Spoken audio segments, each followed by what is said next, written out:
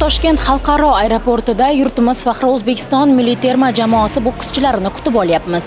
Sportchilarimiz boks bo'yicha jahon chempionatida 11 ta medalni qo'lga kiritib, mamlakatimiz sport tarixiga yana bir bor shonli sahifa yozdilar. Barcha yurtdoshlarimizni tarixiy g'alabalarimiz bilan tabriklaymiz. Bu albatta nafaqat bizning g'alabamiz, bu butun xalqimizning g'alabasi.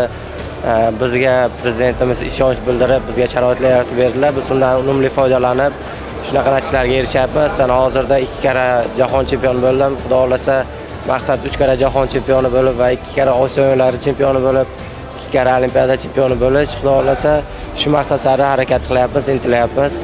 Xudoga shukr, jahon chempionatini yutib oldik. Butun O'zbekiston xalqi hamma kuzatib bordi bu jahon chempionatini. Nafaqat O'zbekiston, butun dunyo kuzatib bordi.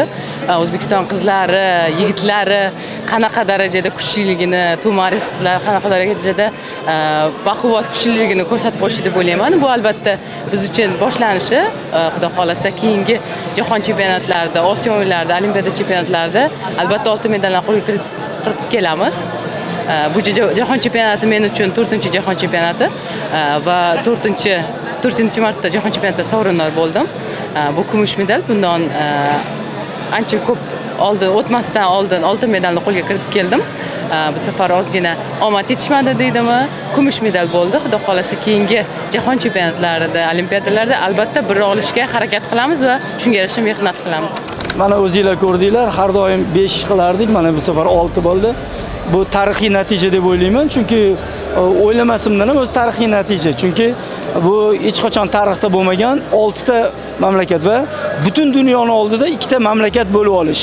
6 ta O'zbekiston, 4 ta Qozog'iston oltin medalni bo'lib olish. Bu juda ham katta natija deb o'ylayman. O'zbekiston jamoasi albatta Los Anjelesda ham yangi tarixlarni, yangi O'zbekistonimizga yangi tarixlarni yana ham kirgizadi.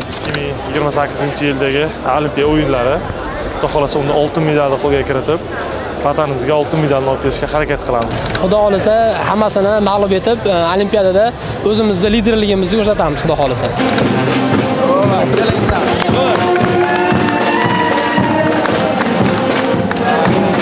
Raqiblar keladigan bo'lsak, hamma raqiblarim kuchli, chunki bu yerda nafaqatgina O'rta Osiyo, boshqa qit'alardan ham bokschilar kelishdi. Bu jahon chempionatida 5 ta jang o'tkazdim va hammasini 5-0 hisobida g'alaba qozondim. 20 yoshda mana jahon chempioni bo'lib keldi. Xudoga shukr. Faxrlanaman o'g'limdan. Yo'q, jangini ko'rmayman, jangini ko'rmasam shu duoda bo'laman. Tabriklar keladi, shunda keyin men nima bo'laman. Uni ko'rib bo'lmaydi, ko'ra olmas ekan, endi odam o'zi his qiladi ekan.